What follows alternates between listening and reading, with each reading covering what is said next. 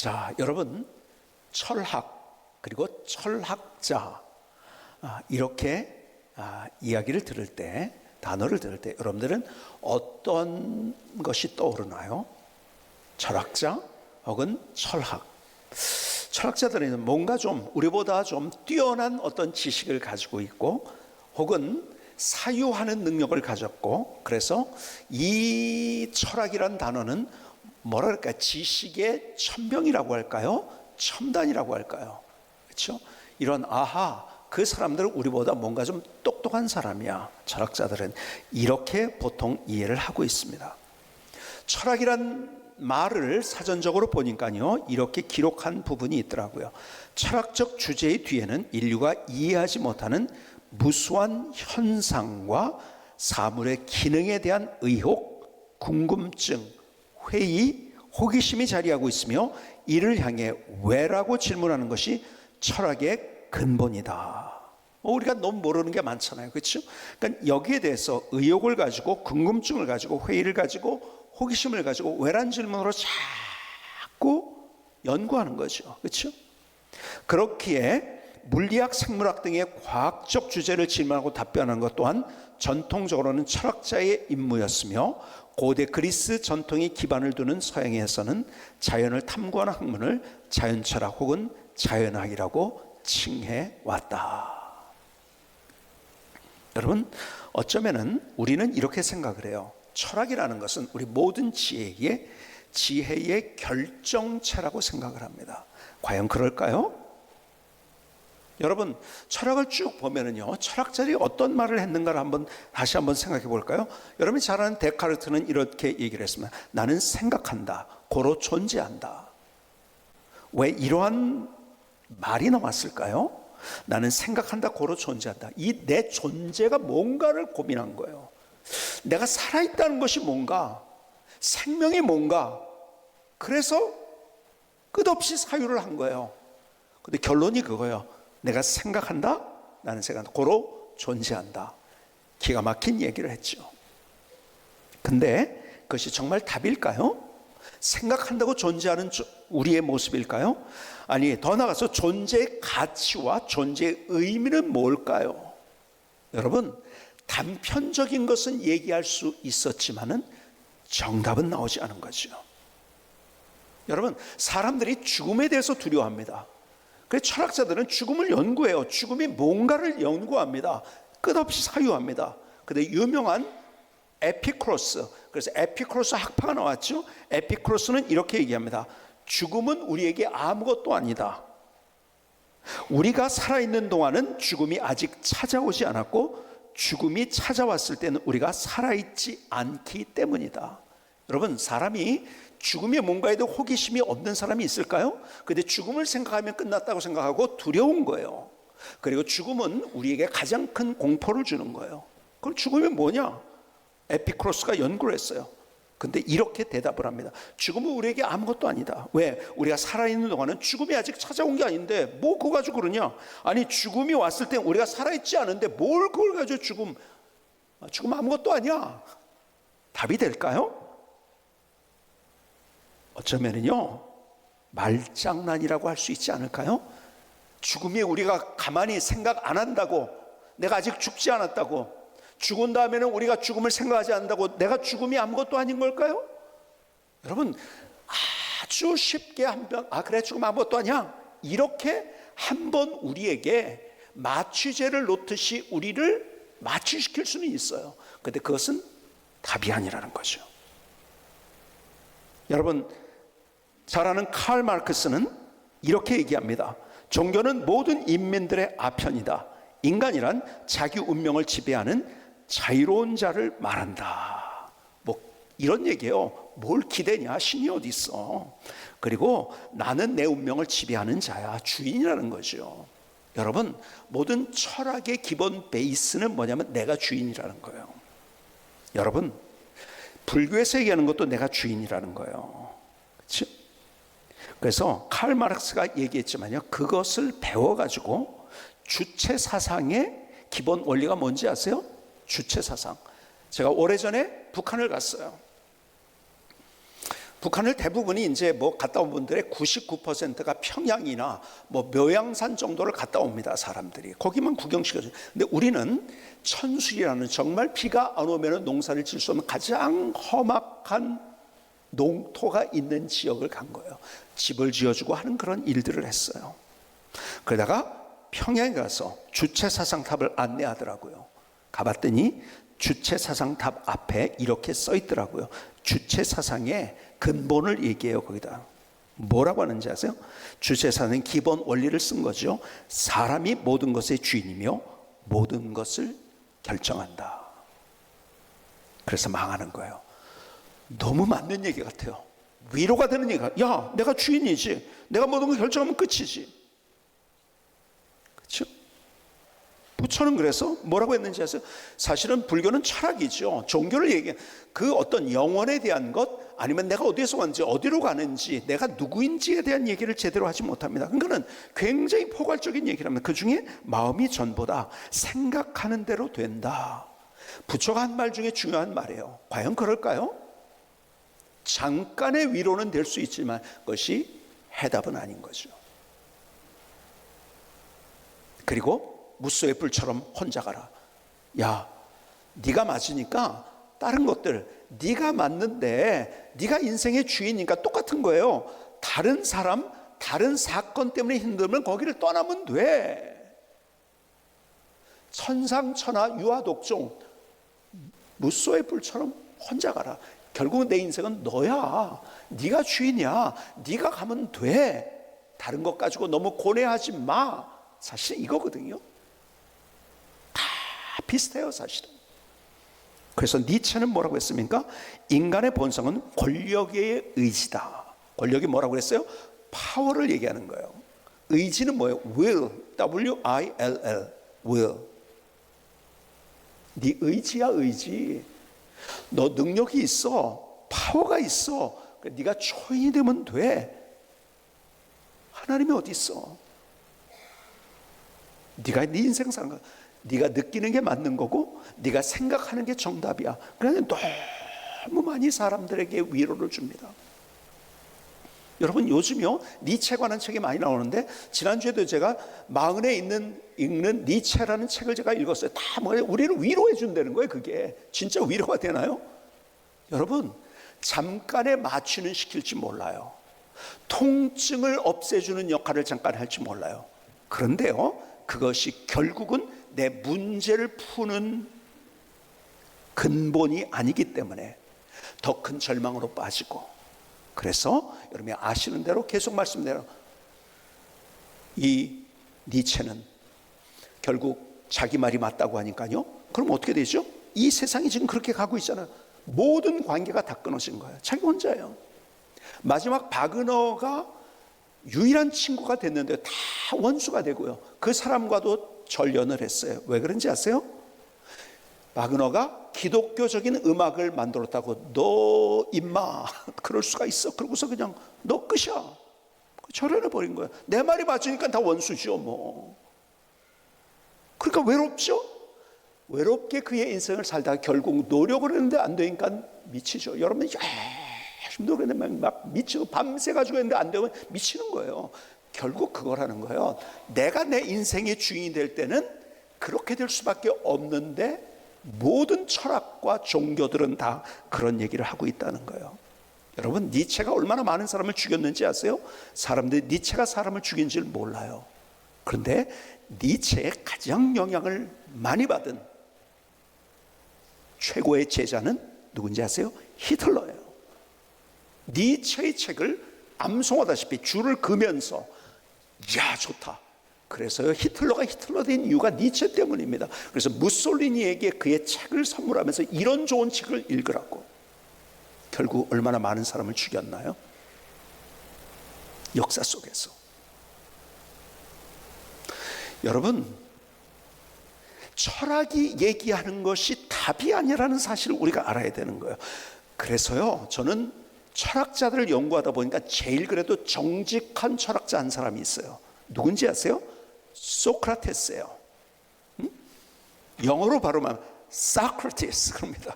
처음에 제가 미국 가가지고 소크라테스니까 못 알아듣더라고요. 그래서 막 하니까 뭐라고 막 하는데요. 우리 소크라테스 그런단 말이에요. 못 알아듣잖아. 사크라테스, 소크라테스예요. 소크라테스가 뭐라고 했는지 아세요? 너 자신을 알라. 여러분 기가 막힌 얘기예요, 그거는. 근데 이 사람이 한 얘기 가운데 중요한 얘기 이거예요.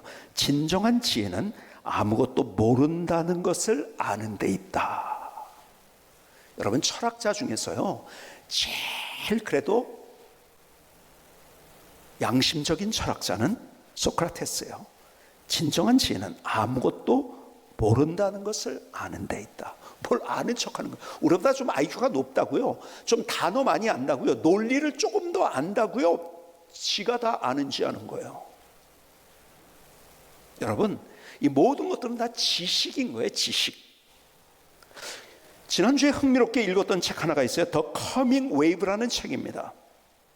무스타파 슐레이만이라는 사람이 쓴 책인데요. 지금 전 세계에서 굉장히 뭐랄까요, 그 베스트셀러가 되고 있는 책입니다. 이 사람이 누구냐면 무스타파 슐레이만이라는 사람은요, 알파고를 개발한 사람이야. 딥마인드라는 회사에서 개발을 했는데 그 딥마인드의 설립자이고요. 구글 AI 관리부서 부사장으로 여러분이 구글에서 나온 AI 중에 람다라고 있는데 람다를 개발한 주역입니다. 그러니까는 AI의 선두주자예요. 그래서 이 사람이 쭉 설명을 하는 거예요. 이 역사 속에 웨이브가 있었다는 거죠. 예를 들어서 어떤 웨이브들이 있었나요? 물결이 있었나요? 산업화의 웨이브 뭐 이런 것들이 쭉 있으면서 지금 이제 웨이브가 어떤 the coming wave가 뭐냐면은 그 coming wave라는 것이 오는 것이 AI의 웨이브가 지금 오고 있다는 거예요. 그런데요, 이 사람이 얘기하는 것이 이거예요. 이것이 얼마나 잘못 우리 인류를 만들 수 있는지. 예를 들어서 이런 거예요. 얼굴 인식이라는 것이 굉장히 편리한 거잖아요. 그렇지? 얼굴로 뭐 여러분 휴대폰을 볼 때 딱 하면은요, 내가 무슨 패스워드 안 눌러도요, 그냥 나만 열리는 거예요. 얼마나 편합니까? 그렇죠? 근데요, 그 얼굴 인식이 얼마나 무서운지 아세요? 지금 중국에 있는 선교사님들이 다 추방됐어요. 왜 그런지 아세요?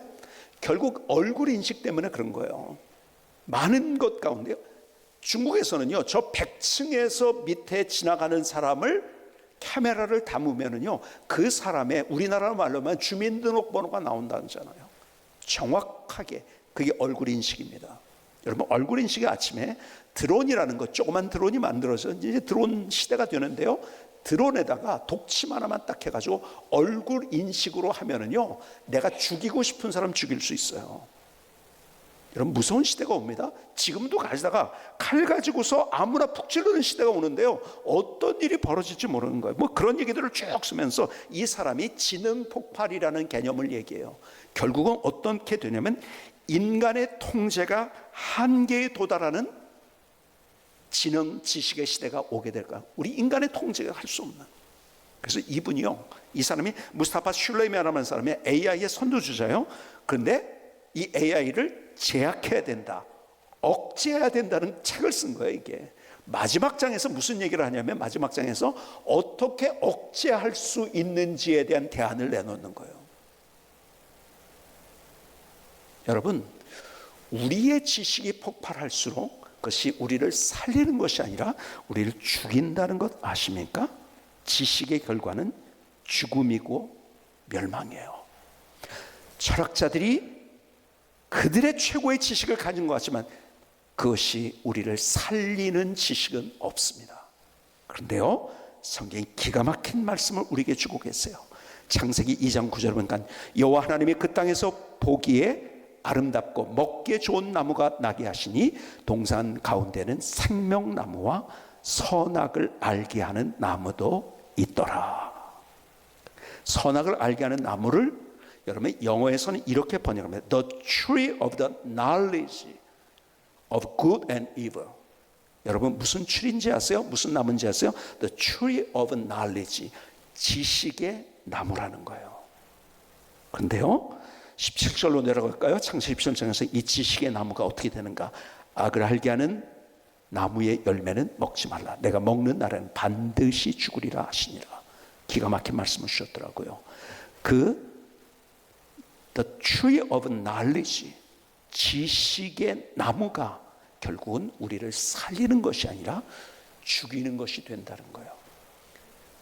아담과 하와가 그 지식의 나무에 호기심을 가졌어요. 근데 하나님께서는 그것이 우리를 살리는 것이 아니라 죽이는 것이라고 말씀합니다. 지식은 죽는 것을 못 막습니다. 아니요, 오히려 결과를 보면은 죽이는 일을 합니다. 니체가 수백만 명을 죽이는 그러한 역할을 했다는 게 그의 지식 때문에 히틀러가 영향을 받고.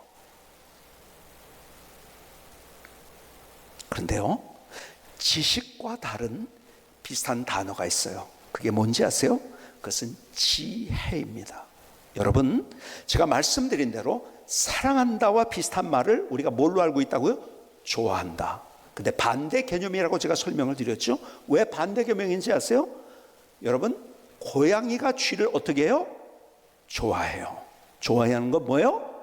내가 가진 어떤 마음 때문에 저거 쥐가 있으니까 내 먹이가 돼서 내가 배가 부를 수 있겠다. 내 욕심 때문에 상대를 선호하는 것, 이것은 좋아하는 거예요. 상대가 죽든 피가 나든 그 상관이 없어요. 내가 상대를 통해서 어떤 이득을 얻을 수 있을까, 그것 때문에 상대를 선호하는 거예요. 제가 말씀드렸잖아요. 그래서 사랑한다고 결혼했어요. 근데 사랑한 게 아니에요. 왜 그런지 아세요? 좋아하고 있는 거예요. 그러니까 결혼하는데 화가 나는 거예요. 이 남자 때문에, 이 여자 때문에 내가 이렇게 될 거라고 기대를 했는데 그렇게 안 되거든요. 그래서 화가 나는 거죠. 상대를 통해서 내가 어떤 것이 충족될 거라고 생각을 했어요. 근데 안 되니까 화가 나는 거죠. 반대로 사랑은 뭐죠? 사랑은 내가 찢기고 내가 상해도 상대에게 모든 것들을 다 해줄 수 있는 것이 사랑이에요. 그렇죠? 반대 개념입니다.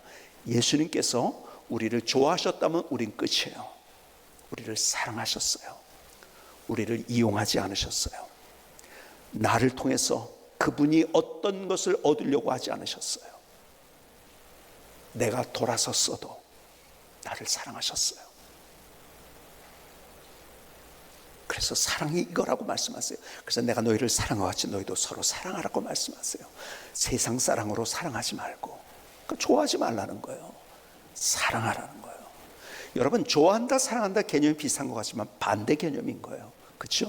마찬가지로 지혜와 지식은 반대 개념이에요. 이걸 알아야 돼요. 지식은 죽는 것을 못 막을 뿐만 아니라 죽게 만듭니다. 근데 지혜는 죽이는 것을 살리는 거예요. 성경에서 우리에게 이렇게 말씀합니다. 시편 111편 10절에 보니까 여호와를 경외함이 지혜의 근본이라. 여러분, 성경은 지혜를 우리에게 이야기하고 있어요. 지혜. 그래서 지혜 얼마나 우리에게 강조라고 하는지 잠언은 여러분이 아신 대로 지혜의 책이라고 얘기합니다. 지혜에 대한 이야기가 계속 나옵니다.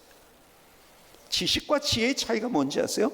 세상 사람들은 지식이 지혜인지 알고 착각하는 거예요. 아니에요. 지식은 한계가 있어요. 여러분, 철학자들 보세요. 한계가 있어요. 응? 최초의 철학자라고 일컬어질 수 있는 탈레스. 우리는 뭘로부터 왔느냐? 물이다 이거예요. 물. 여러분, 어떤 하고 있는 얘기가 맞는 것 같지만 맞지 않는 얘기를 하고 있는데 한계가 있는 것이에요. 근데 지혜는 한계를 넘어서는 거예요. 왜요? 지식은 나로부터 시작하지만 지혜는 하나님으로부터 시작하는 거예요. 그래서 지식은 죽음을 넘어서지 못해요. 그런데 지혜는 죽음을 넘어 생명을 줍니다. 지식은 나의 판단이에요. 지혜는 하나님의 판단이에요. 지식은 각 사람의 역량에 따라 스스로가 습득할 수 있는 세상의 정보예요. 그런데 지혜는 그렇게 나오는 것이 아니에요. 하나님으로부터 오는 것, 그것이 지혜예요. 디모데전서 4장 7절로 8절에 이렇게 말씀합니다. 망령되고 허탄한 신화를 버리고 경건에 이르도록 내 자신을 연단하라. 육체의 연습은, 육체의 연단은 각각의 약간의 유익이 있으나 경건의 유익은 범사에 유익하다고 말씀하세요. 여러분, 우리가 육신의 연단, 훈련, 그거 중요한 거예요. 그것을 성경은 부정하지 않습니다. 해야 됩니다. 저도 그래서 매일 제가 10,000보 이상 걸으려고 해요. 숫자에 연연하진 않지만 어쨌든 제가 차를 타고 갈 때 내가 걸어서 갈 수 있으면 웬만하면 걸어가려고 하면서 제가 걸으려고 하는 거죠. 그리고 건강이 중요하기 때문에 우리 사역자들이요 같이 운동을 합니다. 일주일에 한 번씩 운동을 해요. 군대에선 전투 체력 시간이라고 얘기하죠. 우리가 축구를 해요. 제가 이래봬도 은퇴를 하지만은 축구를 아직도 하고 있어요. 그리고 제 포지션이 뭔지 아세요? 잘 모르죠? 제 포지션이 이래봬도 스트라이커입니다. 골을 넣는 사람이에요. 근데요, 제가 스트라이커라고 너무 대단히 잘하는구나 그렇게 보시면 안 되고요. 제가 수비를 잘 못해서 거기를 하는 거예요. 수비를 하려면 더 뛰어야 되고 오는 공 받아가지고 골 넣는 것만 하고 있는 거기 때문에 그렇습니다. 어쨌든 운동을 합니다. 근데요, 그건 약간의 유익이 있는 거예요. 근데 뭐가요? 하나님 앞에서 경건의 훈련, 경건의 연단, 경건의 연습, 경건의 프랙티스, 이게 진짜라는 거예요. 하나님 앞에, 지혜이신 하나님 앞에 나오고, 그리고 지혜이신 하나님의 말씀을 듣고 그 지혜를 따라서 우리의 삶을 살아가는 거예요. 그러니까 우리의 삶이 지식을 따라가는 삶이 아니라 그건 망하는 길이에요. 지혜를 따라가는 삶. 성경은 이것이 돼야 된다고 우리에게 말씀하고 있는 거예요. 이렇게 우리의 삶을. 여러분, 세상의 지식은요, 속된 표현으로 질서를 다 망가뜨립니다. 그렇죠? 지금 뭐예요? 점점 사람들이 뭐에 매혹되어 있냐면 네 인생은 너야. 네가 주인이야. 네가 느낌이, 네 느낌이, 네 생각이, 그게 답이야. 그게 진리야. 상대적 진리를 얘기합니다. 절대적 진리가 없는 시대에 살고 있어요. 그러니까 내가 하면 정답이에요. 그렇게 얘기하는. 근데 그것이 아플 때 마취제가 될지 모르지만은 그러나 그것 때문에 망하게 된다는 사실을 모르는 거예요. 2부 예배 때 저희 지역에 국회의원이 왔어요. 제가 그래서 더 강력하게 포괄적 차별금지법 이거 이렇게 해가지고서 세상이 자기 마음대로 사는 세상을 어떻게 만들 것이냐고 막 그냥 제가 그랬어요. 가정이 깨지잖아요. 어떻게 할 거냐고요. 리더는 그 다음을 생각하는 거예요. 야, 괜찮아. 너 그렇게 느껴? 그럼 그렇게 살아. 그거는 그 사람을 죽이는 일이에요. 살려야죠. 지혜 앞에 나와야죠.